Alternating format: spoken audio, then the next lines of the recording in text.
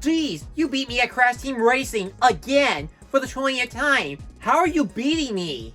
You hit the pause button on your controller. Hey Pat, how about watching a review? World Tour, I told you your restraining order doesn't expire until next year.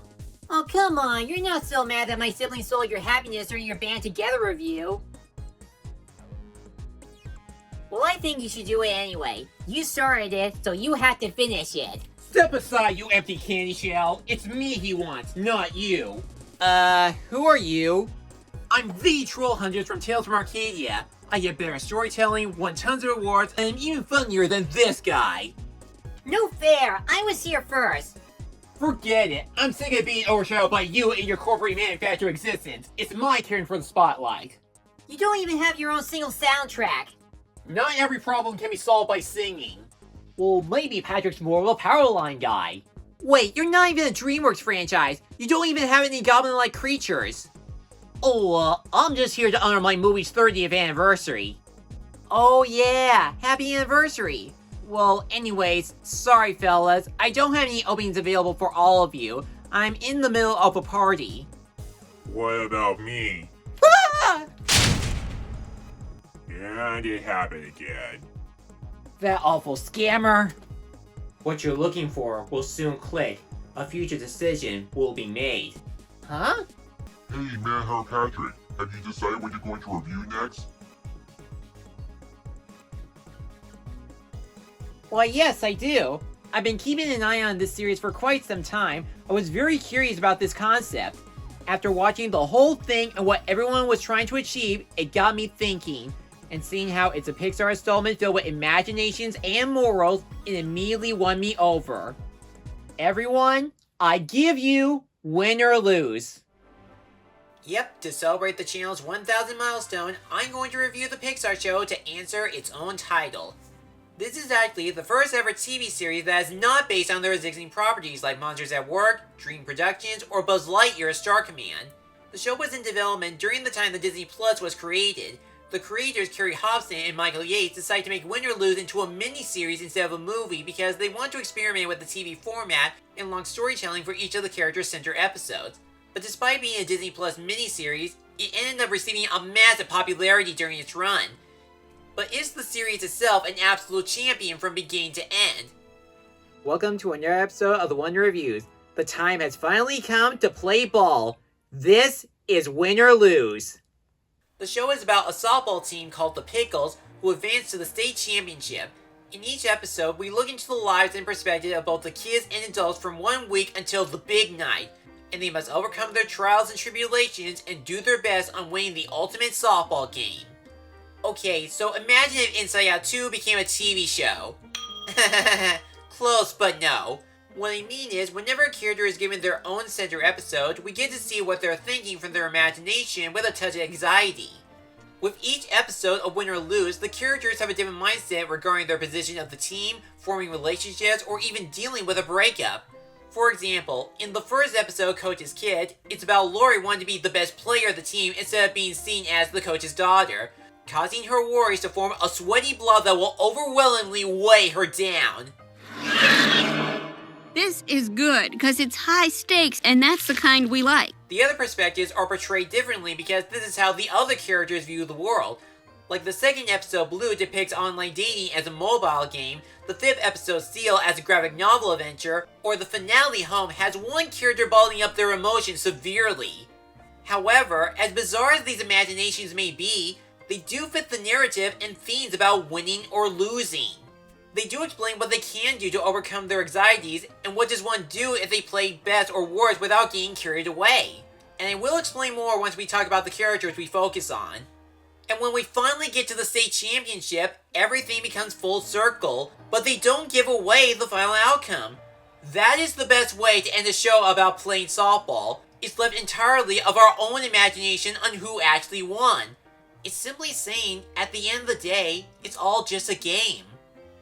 The only criticisms I will have of the series is that there will be some episodes that may run at an extremely fast pace, even if most of them are less than half an hour. And sometimes there are some instances where some of the other characters are somehow able to see each other's imaginations, Like, how can Taylor can see Ewan's little self? Or does Kai's dad really see Kai floating? Or is it still part of her imagination? Hello? Buzz Lightyear to Mad Hair Patrick, do you read me? Which one? Toy Story Lightyear or Lightyear Lightyear? Buzz Lightyear to the rescue! I remember you. I used to play your game all the time. What's up? I heard you're reviewing a Pixar project during your 1,000 subscriber milestone. I would like to propose if you would like to play and review my video game before Toy Story 5 comes out. Interesting. On second thought, don't review my video game. You should review Legends of Shima instead. Huh? Why? A fellow toy ranger always helps another toy in need, especially if they have their own cartoon. Wait a minute. Are you that Lego Thundercats series? It's Shima. Why do I always get confused by... No, I am Buzz to infinity and beyond. Give me back my communicator! No, I'm not done yet. Only Space Rangers can have it. Give me 1 more minute. Wait your turn. I just need to borrow this. So now that we get the idea of what sort of narrative this mini-series is trying to tell, it's time to go over each member of Team Pickles and what makes all of them three-dimensional. First, there's Lori. She's the daughter of the coach named Dan, who is the weakest player of the group and wants to be the best to impress her dad. So she decided to train herself as hard as she can and pray she could at least make it to first base. Next, it's Frank Brown, the school teacher and umpire of the game who wants to find a girlfriend after he breaks up with Monica over his fear of marriage. He also has eyes like a hawk to see tiny detailed events, loves science fiction fantasy, and imagines himself in a blue armor to defend himself from criticism towards the game. Rochelle is the catcher that's trying to win some money due to family financial problems. Vanessa is Rochelle's single mom and an influencer that's trying to find a job while taking care of baby Zane, who has a biting habit. Ira is the little boy who has an active imagination that wants to hang out with his sister Taylor. Ewan is the Pickles' best pitcher that has a huge crush on Taylor but doesn't want to show his insecurities. Kai is the best player of the team that pushes herself so hard to be the best by orders of her dad.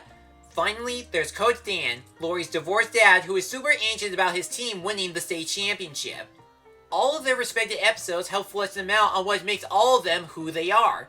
Like Rochelle imagines herself as a businesswoman whenever she runs a concession stand or does homework for the other students, or when Ira looks through his telescope where every day is an adventure with fun and games, or learning about Kai's past about how she moved into her new home and joined the Pickles team. With this newfound friendship, it helped her found her personal place and identity. But it is still sad that her additional storyline was cut unfairly, which explains why the second to last episode had the shortest running time. For the rest of the characters, some of the imaginary ones do have their moments to shine to reflect the main characters they represent. Like Sweaty is Lori's anxiety that grows bigger every time she gets apprehensive, and Little Ewan represents Ewan's soft side insecurities. The other side characters from the real world also share their own unique personalities as the Pickles team, like Francis is the flamboyant janitor that wants to help Frank find love, the Bleacher creatures are the rotten teenagers that want to steal stuff for themselves, James is Kai's dad that wants to make sure his daughter is good enough to win, and that strange Oracle kid that appears in every episode who can see the future whenever he drinks some soda. Hit or be hit. Your fate is your own. Speaking of futures, I wonder what that Pokemon game meant about fate. I said no, World Tour! I'm not a music group, I'm an Olympic event. Oh, sorry, I thought you were somebody else. Can I help you? Are you Mad Hair Patrick? That depends. Are you available to look over Scooby's All-Star Life Olympics? I'm gonna have to look at my summer schedule for that. Hey now, don't pick that retired cartoon. Pick me. Huh? You look like a fine man. I have an anime crossover that you might like to examine. Something that'll make you feel real good. Way to go, Dr. Education. You scared him away. I was just trying to be cool. You should listen to the song I got. When making a Pixar series, the animation is a lot different compared to the other Pixar movies we had in the past. What I mean is that in almost every episode, they use different art styles to tell a character's story visually. This is where the creativity really shines throughout the series. But first, let's discuss the overall style. With the character designs, it looks like it's trying to match the look similar to Turning Red, where the humans are not as realistic like the ones in Inside Out or the later Toy Story movies. Yet many of the characters translate well by matching their personalities and traits. It also applies to the cartoony animation where the movements are very expressive and energetic, but not too much where it would become desperate for attention. The only issue I would have with the overall animation is that the backgrounds are pretty generic because other than the softball field and maybe the school, there isn't that much to see about the town of Peaks Valley. With maybe the exception of Rochelle's episode where everything is floating away based on her perspective.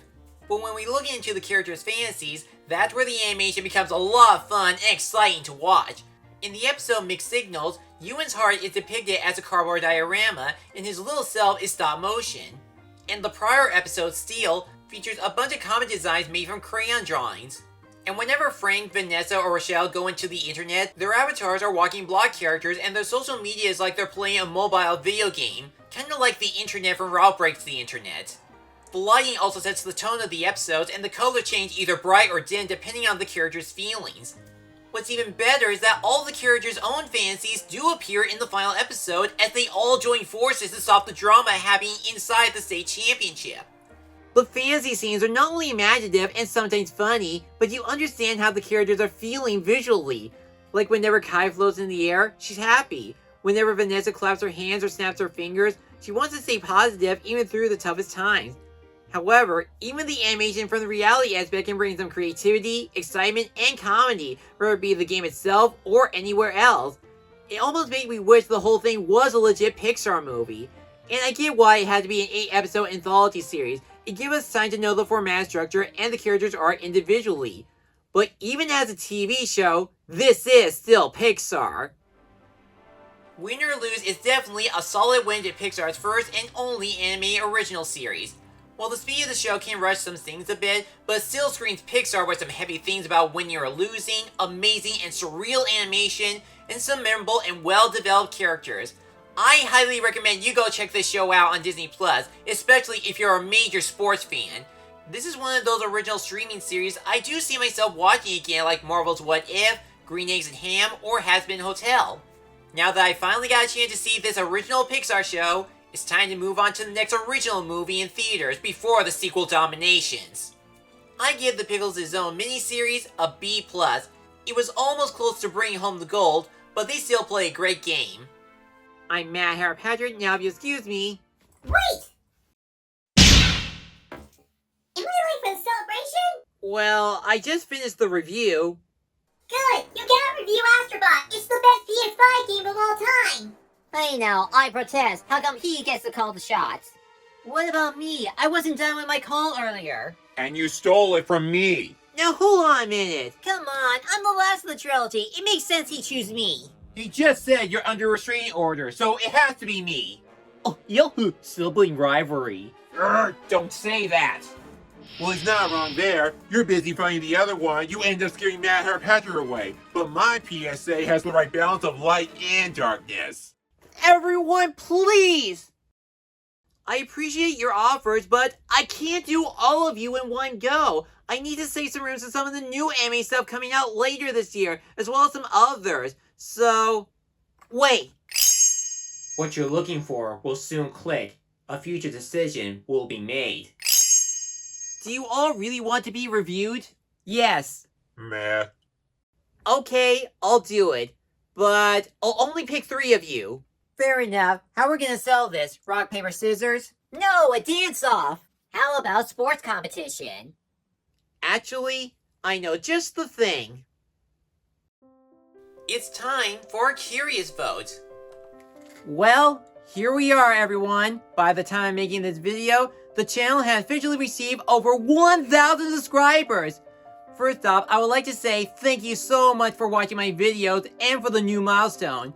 And here's hoping in the near future that there will be more ideas, curiosities, or other imaginations coming this way. So, in honor of the channel's brand new achievement, I'm letting you, the viewer, decide which anime to talk about you would like me to talk about in the future. We have 10 candidates, from the good, the bad, and the in-between, but only 3 of them will be picked for a very special occasion that I like to call Curious Month, a miscellaneous theme month where I will review an anime topic chosen by you.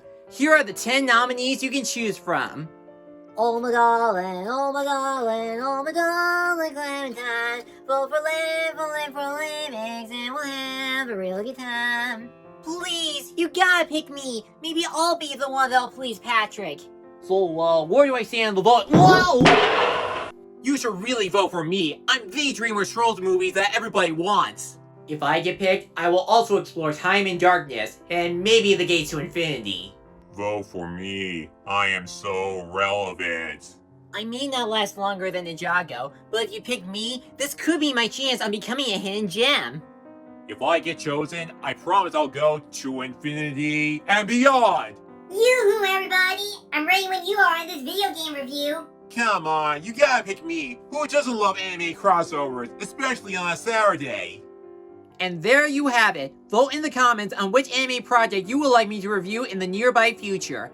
And yes, you are allowed to vote up to 3 different projects. However, duplicate votes will not count as extra votes. Voting ends 1 week before midnight. The top 3 that gets the most votes will be reviewed on June 2025, where our special theme month, Curious Month, will begin. So cast your votes as soon as possible and choose wisely. I'll see you all very soon.